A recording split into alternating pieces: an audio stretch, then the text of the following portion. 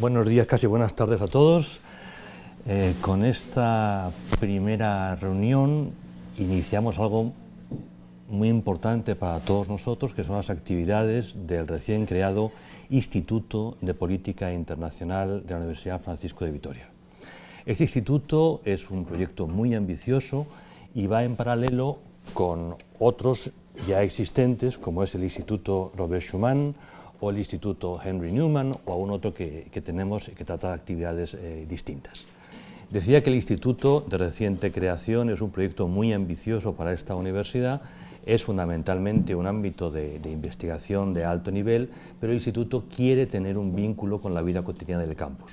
Para ello hemos creado lo que se ha denominado el observatorio, que es sencillamente la posibilidad de encontrarnos una o dos veces al mes para tratar temas de actualidad internacional desde una perspectiva ya más claramente profesional. El primer encuentro es este y lo centramos en el tema de Ucrania, que evidentemente es noticia importante, seria y dramática desde hace ya algún tiempo. Entrando en materia, para cualquier persona que se sienta medianamente atraída por las relaciones internacionales, que es una cosa muy común porque es una materia bonita y divertida, lo primero que va a encontrar cuando se acerque a ella es que es una materia al mismo tiempo muy exigente. ¿Qué quiere decir esto? Pues quiere decir que si uno no trae un bagaje de formación previo, difícilmente va a poder de verdad entrar en... No sé si el sonido está funcionando ahora, ¿sí? Si va a poder entrar de verdad en materia. En concreto, hay dos presupuestos que no se improvisan, que son fundamentales. Uno es el conocimiento de la geografía y el otro es el conocimiento de la historia.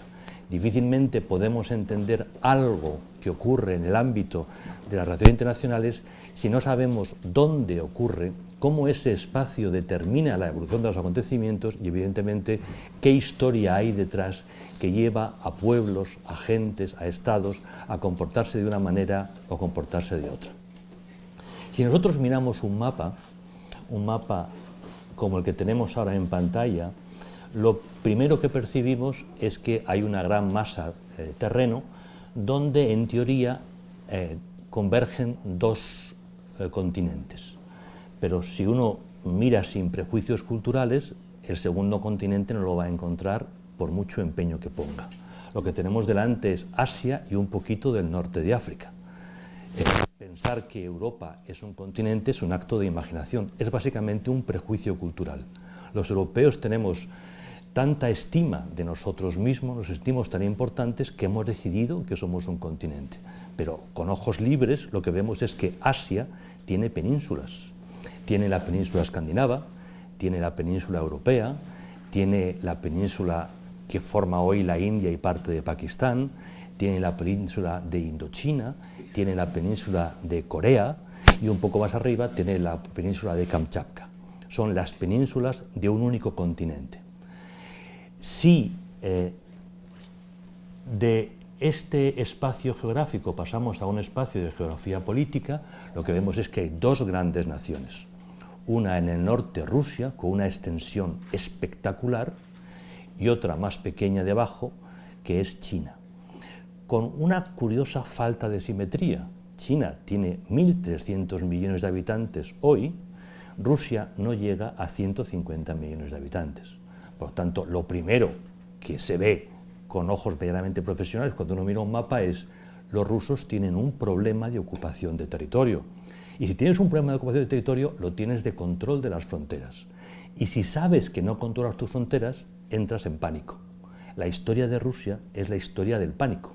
Es la historia de una gran nación que sabe que no controla y no controlará nunca sus fronteras, por sencilla razón de que son más grandes de lo que puede sencillamente abarcar.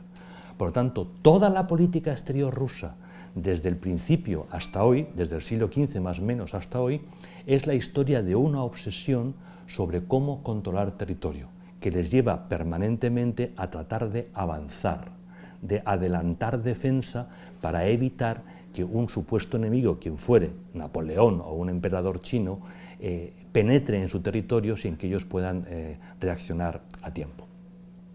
Si volvemos a la geografía física y nos concentramos en la península europea, vemos que hay un istmo natural. Ese istmo, que los militares han llamado históricamente intermaris, es el eje que une el Báltico con el Negro. Para entendernos, la costa de Polonia con la costa de Ucrania. Ese es el istmo, que en lo fundamental son tierras bajas, por lo tanto, tierras difícilmente defendibles. Para Rusia, el control del istmo ha sido, es y será un hecho fundamental, porque el control del vínculo con la península europea les permite actuar de forma determinante en los problemas internos de los europeos. Todos sabemos que Rusia es una nación europea, que Rusia es una nación asiática y que en esa contradicción se debatirá para siempre. San Petersburgo, qué duda cabe, es una ciudad del Báltico, es una ciudad europea, pero la mayor parte de Rusia dista mucho de ser europea. Tiene una dimensión europea, pero es mucho más que eso. Estas contradicciones están permanentemente en el origen de la política exterior rusa de todos los tiempos. Vamos a dar marcha atrás, vamos a salir por ahora del ámbito de la geografía y vamos a recordar un poquito la historia.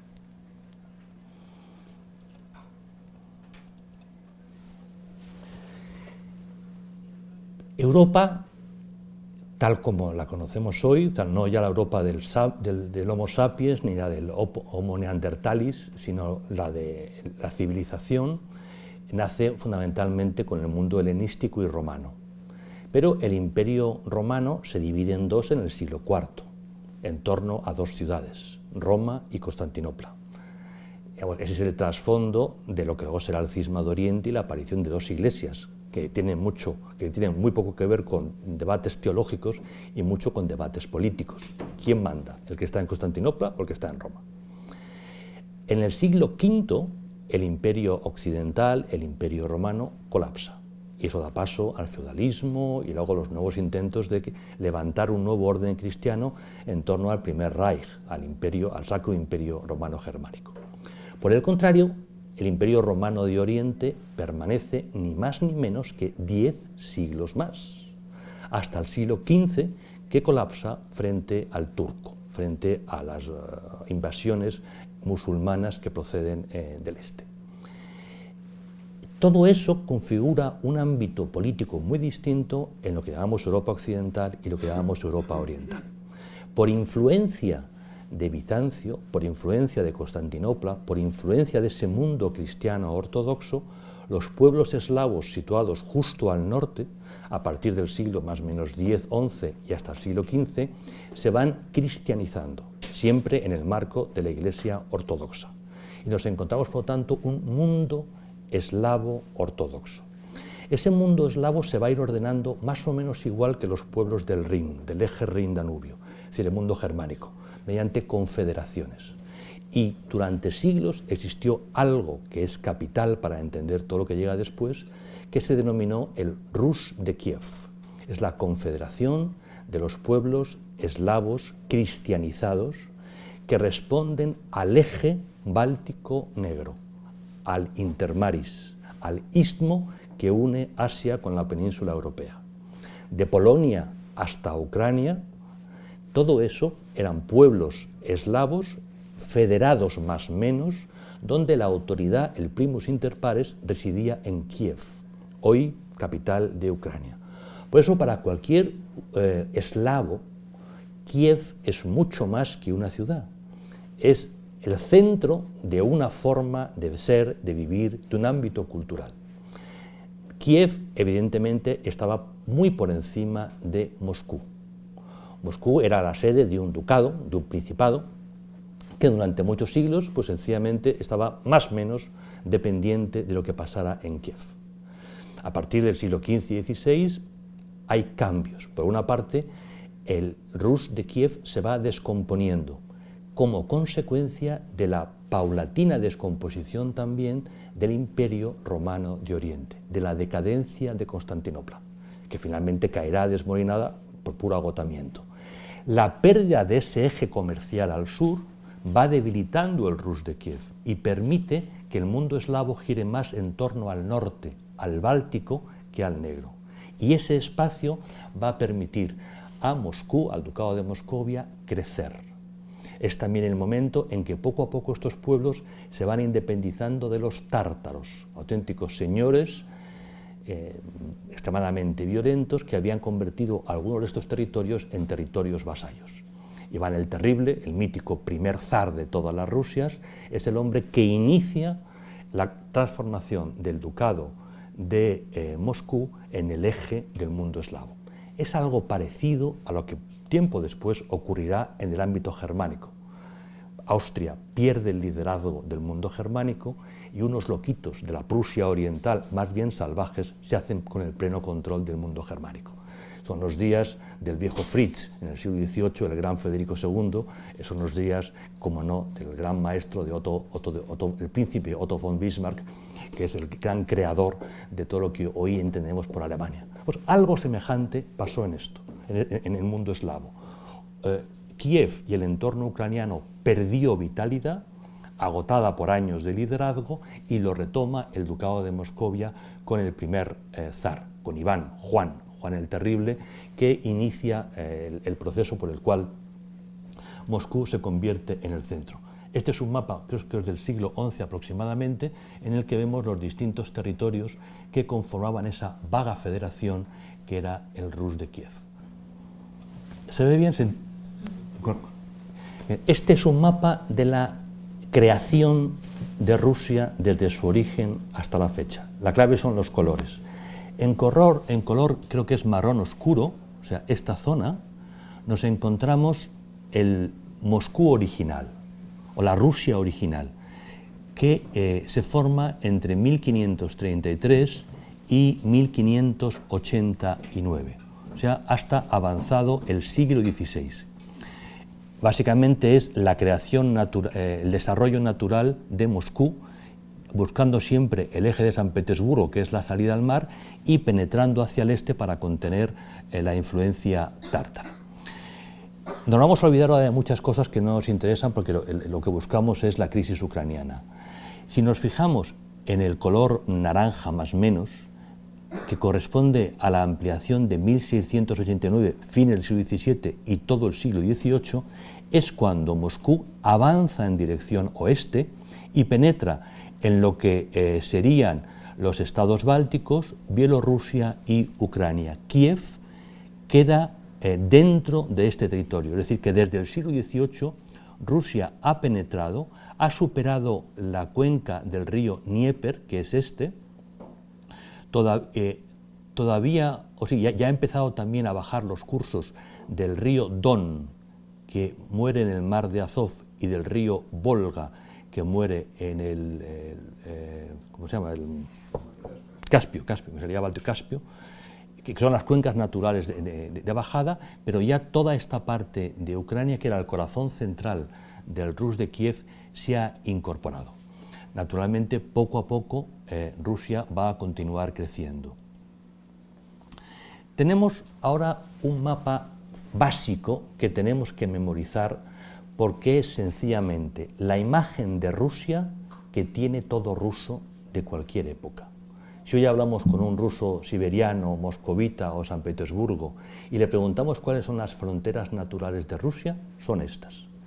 Estas son las fronteras en los días del zar Nicolás II. Estamos hablando del siglo XX y es el resultado de todo ese proceso de expansión que hemos visto antes. Si nos fijamos, forman parte de Rusia Finlandia al completo, los 3 estados bálticos, la mayor parte de Polonia, incluida la Prusia oriental, de origen germánico, tenemos Bielorrusia al completo, tenemos Ucrania y tenemos también Moldavia, que es la franja de terreno en torno al río Dniester, entre los montes Cárpatos y Ucrania. Los montes Cárpatos es la separación natural en esta zona sur entre Europa oriental y el Istmo. Los montes Cárpatos, que hacen un giro, luego confluyen con el mundo balcánico y toda esta cordillera que da sentido a esta gran península. Hay, por lo tanto, una Rumanía occidental, que llamamos Rumanía, y una Rumanía oriental sobre el Dniester, que es lo que llamamos Moldavia. Los moldavos son rumanos. pero rumanos del este de los Cárpatos. Vemos también cómo Rusia ha descendido hacia el eje del Cáucaso, ha conquistado el Cáucaso Norte y también ha conquistado lo que hoy son los 3 estados del Cáucaso Sur, Georgia, Armenia y Azerbaiyán, llegando por lo tanto a la frontera con Turquía. En términos culturales, quiere decir que Rusia ha asumido el patriarcado oriental, ha heredado de Constantinopla y de Kiev la representación del catolicismo ortodoxo. Moscú se siente, por lo tanto, sede apostólica. No es solamente un imperio territorial, es un imperio cultural, es el imperio de los eslavos cristianizados, y actúan desde esa perspectiva. Y asumen, y esto es parte de la herencia de Constantinopla, la falta de legitimidad de Roma para hablar en nombre de los cristianos. Moscú es la heredera de Constantinopla y por lo tanto de la verdad sobre qué es la Iglesia de Pedro. Esta imagen es, insisto, la que tiene todo ruso, es la Rusia natural, la de las fronteras naturales, que en lo que nos afecta a nosotros incluye plenamente el istmo, intermaris, el eje, llamémosle como nos dé la gana, del Báltico al Negro es un eje, y para todo ruso ese eje es parte intrínseca de Rusia, es su forma de llegar a su frontera natural occidental y es la forma de ejercer papel como líder natural de Europa. Rusia nunca renunciará a ser potencia europea, no solo potencia europea, pero quiere jugar su papel en Europa. No acepta que se tomen decisiones en Europa que no sean previamente debatidas, discutidas y aprobadas por Moscú. Esto es algo que los europeos normalmente no tenemos presente, tendemos a pensar que Rusia es otra cosa, está más allá, es otro mundo, pero ningún zar lo aceptará, ni lo han aceptado hasta la fecha, ni podemos esperar que vaya a ocurrir. Estamos ahora en las fronteras inmediatamente posteriores a la Primera Guerra Mundial. En la Primera Guerra Mundial han pasado muchas cosas. Primero se ha iniciado el suicidio de Europa, es un problema general. En lo que afecta a Rusia, lo fundamental es que en 1917 se ha desarrollado la revolución bolchevique. El fin de los zares, de ese movimiento que se inicia con Iván el Terrible y que acaba con Nicolás II. Se acabó una forma de entender Rusia, una forma cristiana de entender Rusia, se ha acabado. Se inicia otra fase distinta, la revolución de los bolcheviques. Han conseguido su primer objetivo, el poder, a un precio muy alto, pérdida de territorio. Son perdedores de la guerra. Han tenido que negociar con Berlín un acuerdo para retirarse antes de tiempo, y eso supone ceder territorios. Y lo vemos allí. De pronto aparece Finlandia como un estado, aparecen los 3 bálticos, aparece desde luego Polonia, aparece Bielorrusia, aparece Ucrania, aparecen estados en el Cáucaso. Rusia ha tenido que ceder territorio para poder consolidar su objetivo fundamental, que es la revolución bolchevique. Pero esas fronteras no necesariamente tienen que mantenerse con el tiempo. En una fase muy breve, los líderes soviéticos van a lograr que ucranianos y bielorrusos libremente quieran formar parte de la Federación de la Unión de Repúblicas Socialistas Soviéticas. Y por lo tanto vemos que el recién nacido Estado de Ucrania se disuelve dentro de la Unión de Repúblicas Socialistas Soviéticas. Y que con el tiempo los líderes soviéticos, en gran medida ucranianos, es el caso de Nikita Khrushchev, también de Brezhnev, van a premiar a su tierra de origen con ajustes de fronteras. Fronteras que no son las históricas ucranianas, si es que hay algo que sea frontera histórica, es más que discutible, nunca lo ha habido, pero bueno, no son las fronteras mucho menos del 19, van a ceder a Ucrania territorios en general y sobre todo uno de los bombones del Imperio ruso, la península de Crimea. La península de Crimea, que es esta, que cierra un lago interior, el mar de Azov, donde desemboca el Plácido Don, el maravilloso río Don que tanta literatura ha generado. La península de Crimea es fundamentalmente la sede de la flota rusa del Mediterráneo, a través de Turquía, es decir, del Bósforo, del Mar de Mármara, del estrecho de los Dardanelos, dejando a un lado la península de Galípoli. Por aquí salen los buques rusos, camino del Mediterráneo, es decir, en busca de Suez para llegar al Índico, en busca de Gibraltar para salir al Atlántico. No es cualquier cosa, es la única salida que tiene Rusia a estos mares. Una vez cedidos, sencillamente, jurídicamente, estos territorios son parte de Ucrania y por lo tanto van a tener el mismo destino que tenga Ucrania. Seguimos avanzando y nos encontramos en 1984, es decir, poco antes de la descomposición de la Unión Soviética, poco antes del fin de la Guerra Fría, poco antes del derribo del muro de Berlín, con un mapa de lo que era la Unión de Repúblicas Socialistas Soviéticas, es decir, el Estado de Rusia, la Federación de Rusia como eje, llegando desde la frontera con Europa Occidental hasta el Pacífico e incorporando Ucrania, Bielorrusia, todo el Cáucaso, etcétera, etcétera. Si la URSS nace durante la Primera Guerra Mundial, la URSS muere con el final de la Tercera Guerra Mundial, que es la Guerra Fría. Una guerra en la que no hay disparos, pero es una guerra en todos los sentidos del término, que tiene una primera batalla capital, el derribo del muro de Berlín, y que tiene una batalla final, que es la propia descomposición de la Unión de Repúblicas Socialistas Soviéticas. Volvemos a Rusia. Y por lo tanto, los estados que formaban parte de la URSS, pero que no eran Rusia, se convierten en independientes, con lo que había dentro. En el caso de Ucrania, con Crimea, con unas determinadas fronteras, con un montón de armas nucleares y con la sede de la flota rusa en el Mediterráneo. Un tema enormemente complicado, que lleva a unas negociaciones igualmente difíciles entre Rusia, Estados Unidos y la naciente Ucrania, por las cuales se desnucleariza Ucrania y se llega a un contrato de arrendamiento de Crimea como base naval rusa. Es, por lo tanto, una base extranjera en territorio de soberanía, algo que los rusos nunca han acabado de llevar bien, porque para ellos Crimea sencillamente es parte de Rusia, nunca había sido Ucrania, era parte de Rusia y bueno, aceptaban que las frivolidades de Khrushchev les habían llevado a esta situación, pero en ningún momento lo podían aceptar como algo natural.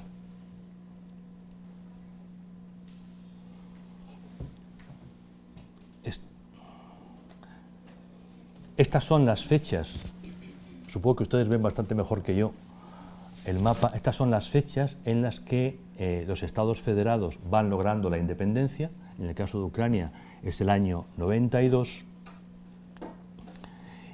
y así es como queda a continuación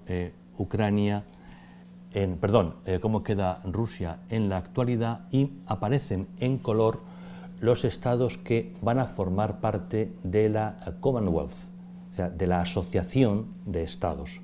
¿Qué está haciendo Rusia? Lo mismo que vio hacer en su día al Reino Unido cuando el Reino Unido pierde su imperio. Sencillamente crear un espacio político, o mejor dicho, diplomático y económico, que le permita mantener relaciones preferenciales con aquellos estados que durante un tiempo fueron parte de la URSS. Eso tiene objetivos de muy distinto tipo, pero también es una respuesta a una necesidad. Esos estados han mantenido una relación económica intensa y esos lazos económicos no se pueden perder porque todos saldrían perdiendo. Por lo tanto, se forma una Commonwealth cuyo destino final es incierto. Originalmente era vago, en la mente de los nuevos zares es sencillamente lo que en el futuro será la nueva Gran Rusia. Rusia deberá, de una forma u otra, recomponer sus fronteras y recuperar los estados que de forma natural tienen que ser parte de Rusia. Todo esto es difícil de comprender del derecho internacional público, es difícil de comprender si no se conoce la historia rusa, pero cualquier ruso lo entiende de forma muy, muy, muy sencilla. El Istmo es parte de Rusia. Lo han perdido porque han perdido una guerra, la Guerra Fría, igual que perdieron esos territorios cuando perdieron la Primera Guerra Mundial, Pero si después de la Primera Guerra Mundial consiguieron recuperarlos, van a volver a intentar recuperarlos más adelante. ¿Cómo? Nadie lo sabe, las circunstancias cambian, pero aprovecharán las circunstancias que sean para tratar de recomponer su mapa y volverlo a la fase primera. Cambiemos de tema. Esta es la de Ucrania de hoy. Una Ucrania grande, una extensión importante, una población también importante, sobre el Mar Negro, con las fronteras que recibieron en su momento. Con colores vemos los porcentajes de la población en función de su origen, que el origen sea ruso o el origen sea históricamente ucraniano. ¿Qué quiere decir origen ruso? Quiere decir que a la altura del siglo XVIII, cuando el imperio de los zares avanzaba en dirección sur y suroeste, hacia el Cáucaso o hacia el Mar Negro, parte de la población rusa se desplazó, buscando actividades determinadas no desarrolladas hasta la fecha, fundamentalmente minería e industria, que se va a situar en la orilla oriental del río Dnieper. Lo que vemos en los colores rosáceos o verdosos, es decir, toda esta parte, es la zona donde hay mayor población de origen ruso, que habla ruso, que es distinta lengua que el ucraniano, y que tiene sus propias tradiciones y sus propias lealtades. ¿Hasta qué punto ese origen, esas lealtades, determinan la vida política? Pues lo vamos a ir viendo poco a poco. En este mapa vemos el porcentaje de población. Supongo que ustedes ven algo porque yo no veo absolutamente nada. Población identificado con su origen. Vemos, por lo tanto, el río Dnieper, que hace esta curva fundamental. Esta es la zona históricamente ucraniana, esta es la zona históricamente rusa. Vemos que la zona rusa cubre todo el sur, toda la costa de Ucrania, hasta encontrarse con Moldavia, donde igualmente hay una importante población rusa. Por lo tanto, la posibilidad de que las tensiones ahora concentradas en esta zona lleguen a toda la costa y desde luego ocupen la ciudad clave de Odessa es un riesgo real y un riesgo alto, que Rusia administrará según le interese. Aquí vemos un mapa donde el eje es el vínculo étnico y sobre todo lingüístico. Vemos la zona en la que se habla ruso, la zona en la que se habla ucraniano. Si de lo étnico y lo cultural pasamos a los resultados electorales, vemos cómo queda reflejado. Es decir, la gente no vota en función de su ideario liberal o socialista. No estamos disputando formas de entender una sociedad. Estamos disputando formas de que una cultura prime, de que una cultura se defienda, de que una cultura se mantenga. Los rusos se hacen claramente presentes en el este y en todo el sur, y los ucranianos en las elecciones del año 4 votaron claramente a Yushchenko, que fue el presidente que recibió un intento de asesinato, era un actor que quedó totalmente desfigurado por el intento de asesinato. Si de las elecciones del año 4 pasamos a las elecciones del año 10, donde Yanukovych se enfrenta a la señora Timoshenko, vemos cómo en lo fundamental el mapa es el mismo. Por lo tanto, es verdad que Ucrania es un Estado, que desde el derecho internacional no hay ninguna duda que tiene unas fronteras legítimas e internacionalmente reconocidas. También es verdad que tiene una sociedad rota, una sociedad dividida en dos bloques cohesionados por el ámbito étnico, cultural y lingüístico. Históricamente, Rusia ha exportado su bien más valioso, los hidrocarburos, a través de su estado más valioso, Ucrania. Por eso, hoy, Ucrania tiene como negocio principal cobrar un porcentaje del gas que sale de Rusia hacia Europa. En esa negociación de porcentaje también está la negociación de cuánto gas se queda a Ucrania. No sé si el sonido es bueno. ¿Sí? cuánto gas se queda a Ucrania y a qué precio tiene que pagarlo. Desde el momento en que las relaciones de Ucrania con Rusia han empeorado por el interés ucraniano de acercarse a la Unión Europea, la estrategia de Rusia ha sido la de diversificar sus formas de sacar la energía de su territorio en busca de otros. Básicamente lo que hay es una estrategia de pinzas de cangrejo. Por una parte, se ha desarrollado un gasoducto que une el territorio de soberanía rusa en el Báltico con el mercado alemán. Es lo que se llama el Nord Stream, la corriente del norte, con dinero ruso y con dinero alemán. Eso, en términos digamos, económicos y energéticos, sencillamente quiere decir que Alemania recibe directamente ese gas. Perfecto. Si nos olvidamos de ese enfoque y pasamos a un enfoque de política exterior de relaciones internacionales, quiere decir que Rusia puede cortar el aprovisionamiento de gas a Bielorrusia, a Polonia, sin que Alemania se vea afectada. Es, por lo tanto, un gesto alemán de extraordinaria deferencia hacia Rusia y un insulto para los polacos, que evidentemente lo anotaron como un insulto, y así están las relaciones entre Polonia y Alemania de bien.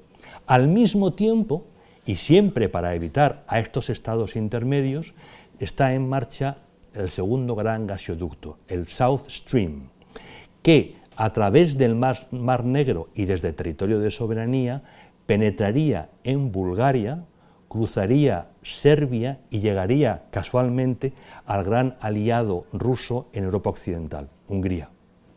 Hungría, por lo tanto, podría recibir gas ruso mientras Ucrania queda aislada, mientras la espita a Ucrania se cierra. Es otro, digamos, gesto que tiene una lógica económica y energética, pero sobre todo tiene una lógica de política exterior muy, muy importante. Esto ya es menos importante.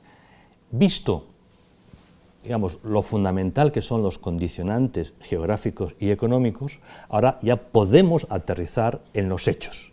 Todos sabemos que los medios de comunicación cada día nos lanzan datos y datos y datos y no siempre somos capaces de contextualizarlos correctamente. No siempre podemos decir, pare usted la máquina, quiero saber qué hay detrás, quiero poder detenerme en la geografía y en la historia para saber qué hay detrás.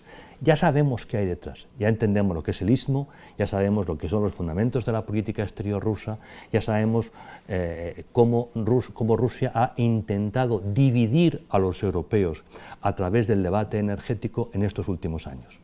¿Qué está pasando en Ucrania y por qué? En Ucrania, punto 1, hay una sociedad dividida culturalmente.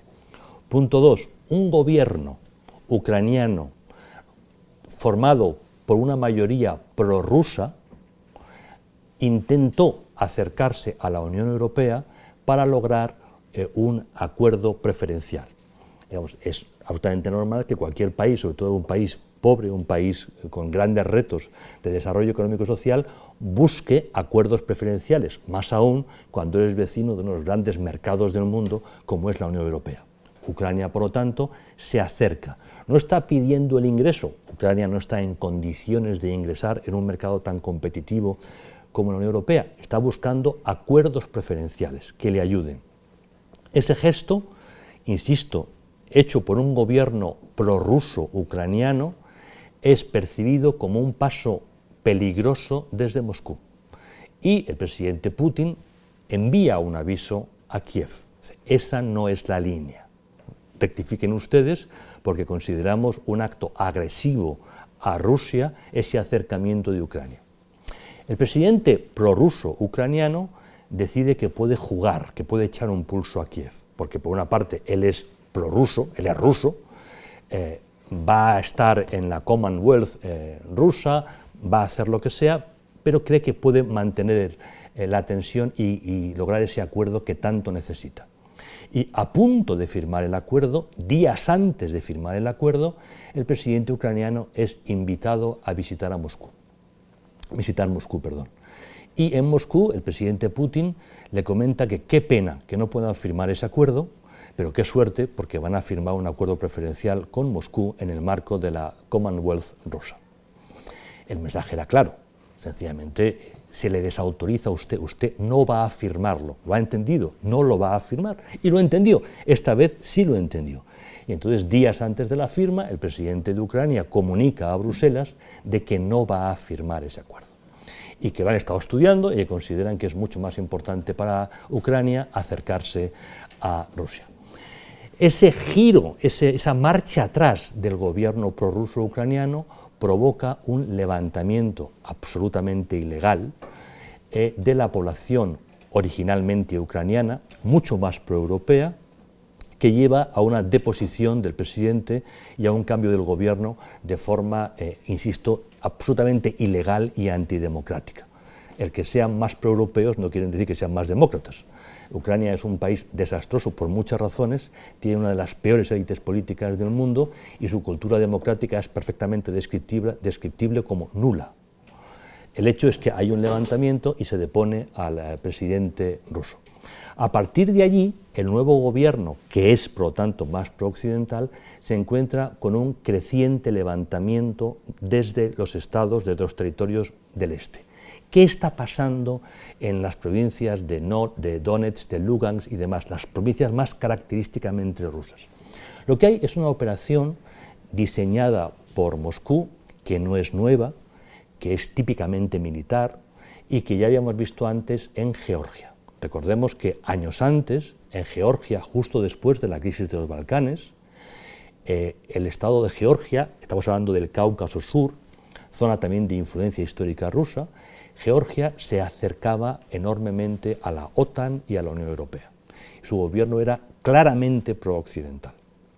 En ese juego, Rusia lo que hace es montar un levantamiento interno de dos territorios, Osetia del Sur y Abjasia junto al mar, Osetia del Sur en el interior, justo en la ladera de la montaña, y esos territorios se piden ayuda a Rusia.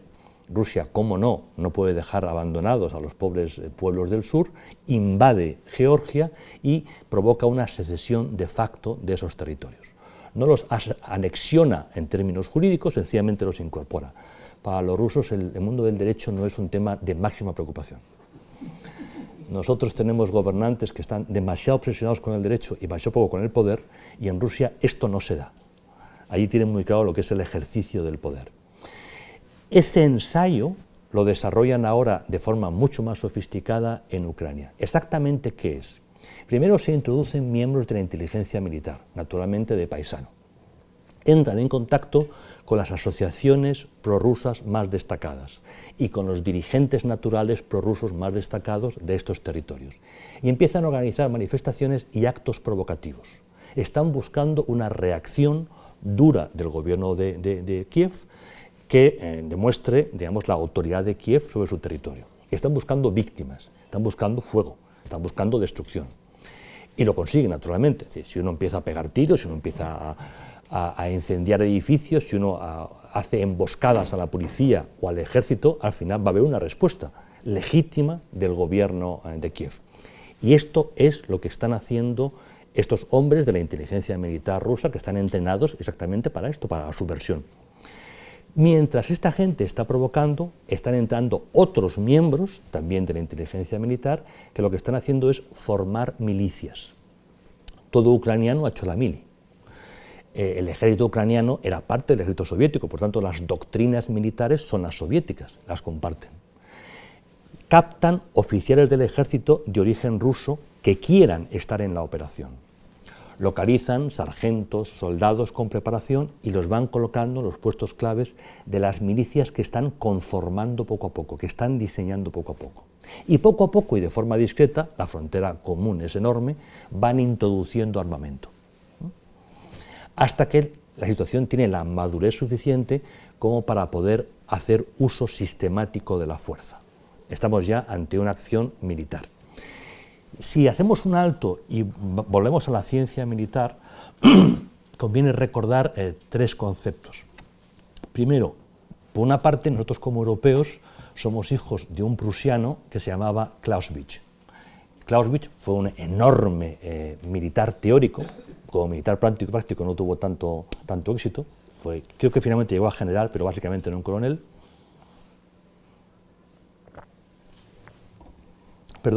que puso las ideas en orden para definir lo que es la ciencia militar europea, que es lo que llamamos el mundo convencional o clásico. Es decir, los actores son estados, los instrumentos son ejércitos profesionales, dirigidos por militares de academia. Esos militares de academia tienen un código de honor, por el cual hay un respeto a las partes y hay una forma de tratar a los prisioneros.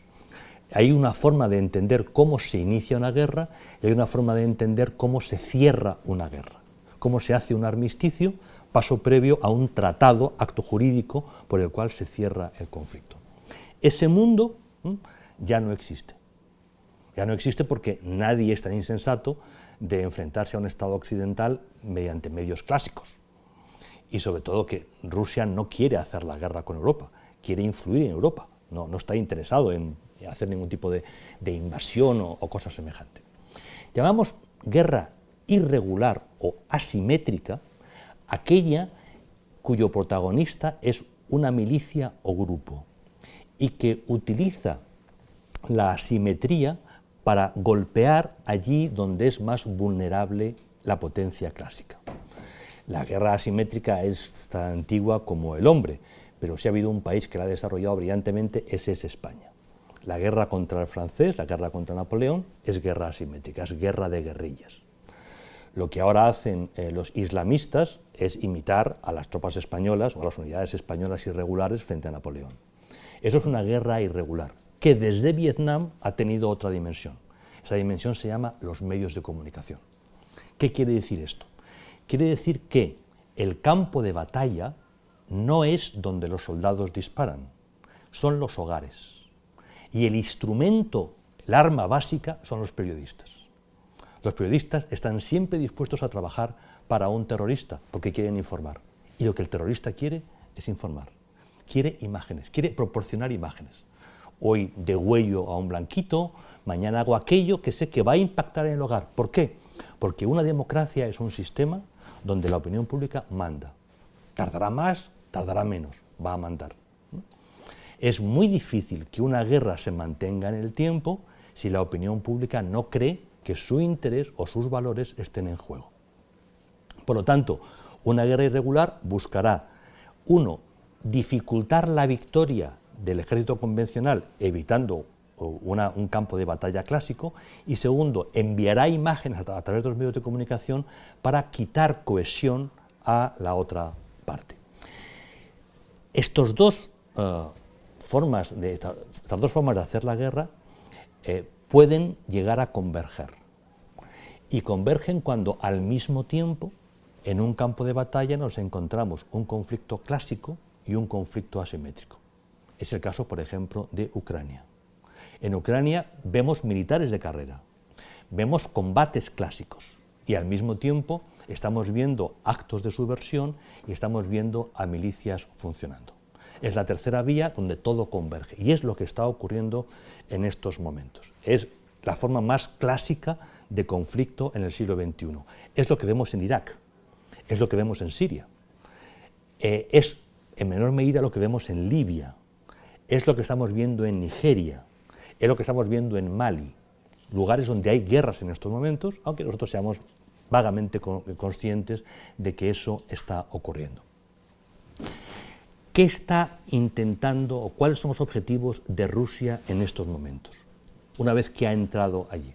En primer lugar, recuperar lo que considera que es suyo, península de Crimea. Segundo, unir la península de Crimea con el territorio de soberanía, es decir, ocupar la orilla del mar de Azov, todo ese lago interior donde desemboca el río Don, y unirlo, por lo tanto, a su territorio. Tercero, consolidar territorios independientes de facto. O sea, esos territorios que están al este del Dnieper no volverán nunca a estar controlados por Ucrania, o por lo menos nunca en nuestra vida, no lo veremos. Eso podrá seguir siendo jurídicamente Ucrania. A los rusos no les plantea ningún problema que eso sea territorio de soberanía de Ucrania. Lo que les preocupa es el ejercicio de la soberanía. Una cosa es soberanía en el papel y otra cosa es soberanía en el ejercicio. Soberanía quiere decir última instancia. Eso es soberanía. Soberano es el que decide. La soberanía es allí donde reside la última instancia. Sobre el papel, que sea de Kiev. De hecho, esos territorios son rusos y van a seguir siendo rusos. Y nada de lo que diga Kiev va a poder funcionar. Cuarto, mermada la capacidad de Kiev económica y política, se trata de que Kiev rectifique su política pro-occidental. Georgia ya no quiere entrar en la OTAN. Georgia ahora quiere estar más cerca de Rusia. ¿Ha entendido el mensaje? El mensaje que le envió Putin lo ha entendido. Y ha entendido el mensaje de Obama. Esto no va conmigo. Perfecto. Georgia ha rectificado y ahora es prorrusa. Ucrania está ahora en una fase de exaltación y busca apoyo europeo. Y como los europeos tienen muy mala conciencia por lo que ha ocurrido, y tienen mucha razón para tener mala conciencia porque su comportamiento ha sido básicamente irresponsable, ahora están prometiendo ayudas y ayudas. Pero finalmente Ucrania, o lo que quede de Ucrania, rectificará y girará más en posición hacia Rusia. Es un mensaje que está llegando a Bielorrusia y es un mensaje que sobre todo está llegando a los 3 estados bálticos. Estados donde hay población rusa de origen, que ya están lloriqueando sobre lo mal que son tratados. O sea, ya tenemos el caldo de cultivo. Ya hay presencia de la inteligencia militar rusa en estos estados. Y el ejército ruso ha provocado 2 incidentes claramente voluntarios. Uno, casi un choque de aviación, mejor dicho, 2 casi choques en altura, y 3, la presencia de submarinos rusos en aguas del Báltico, en territorio de soberanía o casi. Actos, digamos, muy poco amistosos. Sencillamente Rusia advierte de que su mirada está puesta en esa zona y de que cualquier actitud desde esos gobiernos contraria a los intereses de Moscú puede llevar a que los rusos de la zona se sientan maltratados y pidan a la madre patria, a la madre de todas las Rusias, a la ciudad donde los eslavos se sienten siempre en casa, ayuda. Y ese es el juego en el que estamos. ¿Qué ha pasado con Europa Occidental? Y ya con esto voy acabando porque hablo más de la cuenta. Europa Occidental actúa en política internacional a través de 2 instrumentos institucionales, la Unión Europea y la Alianza Atlántica. En ambos casos, sus tratados fundacionales recogen un principio, el principio de puertas abiertas, que se llama así técnicamente en el Tratado del Atlántico, Alianza Atlántica, y que no se llama así, pero como si lo fuera, en el tratado o los tratados derivados de Maastricht, que el último es el de Lisboa. Eso quiere decir que nosotros somos una comunidad cultural situada en un espacio geográfico determinado, con una historia determinada, y que abrimos nuestras puertas a aquellos estados que forman parte de nuestro espacio territorial y que compartan fundamentalmente nuestros valores democráticos. Si uno lee el Tratado de Washington, fundacional de la Alianza Atlántica, es un tratado enormemente importante e interesante, veremos que no se habla del enemigo, que no aparece la Unión Soviética en ningún momento.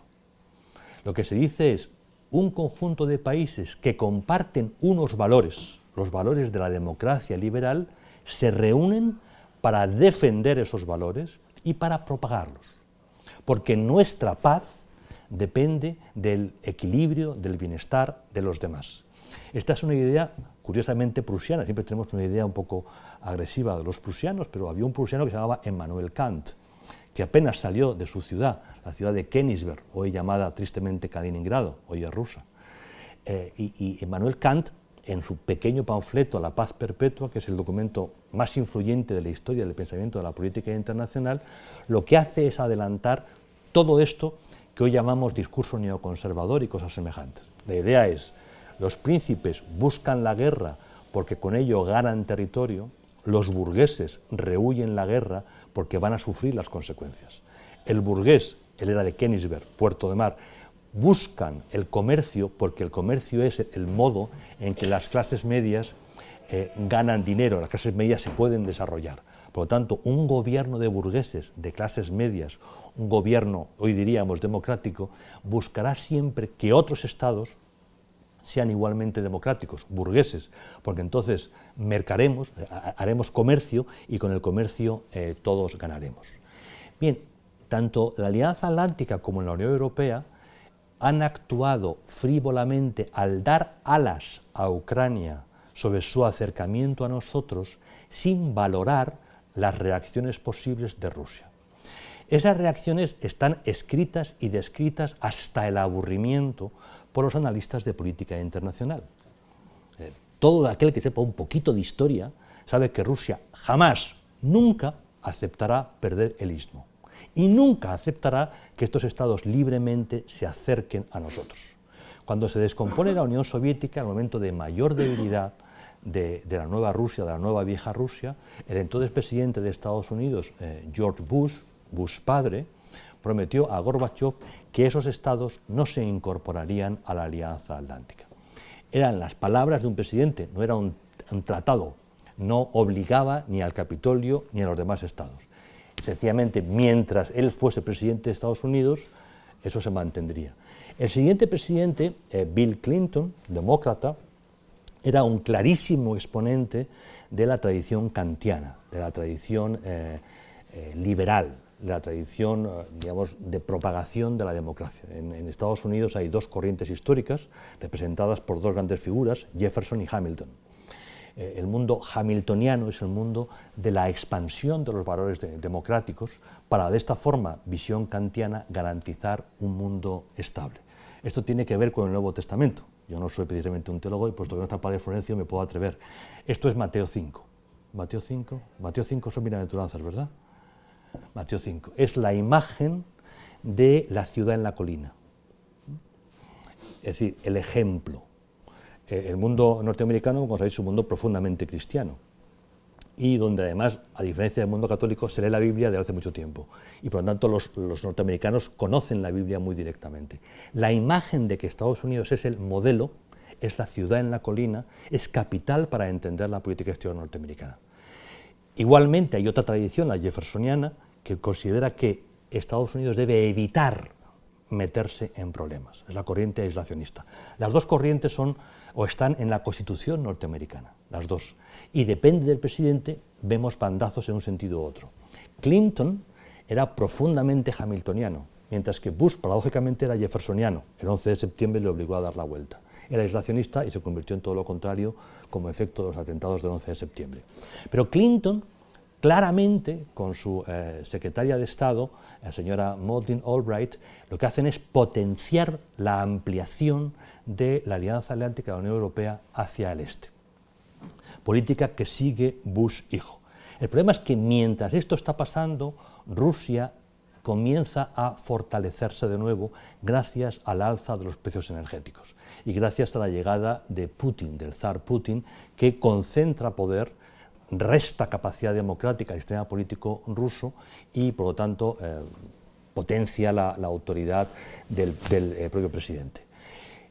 Es el momento en que desde la Unión Europea fundamentalmente no se valora suficientemente la reacción que Rusia podía tener. Se da alas inconscientemente y cuando ocurre lo que ocurre, sencillamente se deja tirados a los ucranianos, como se dejó tirado tiempo antes a los georgianos y como se dejará tirados al que venga después, que no sabemos quién es y esperamos que no sea nadie. Y dicho esto, y como llevo ya casi una hora hablando, pues dejo de hablar y quedo a expensas de cuantas preguntas me quieren hacer. Muchas gracias.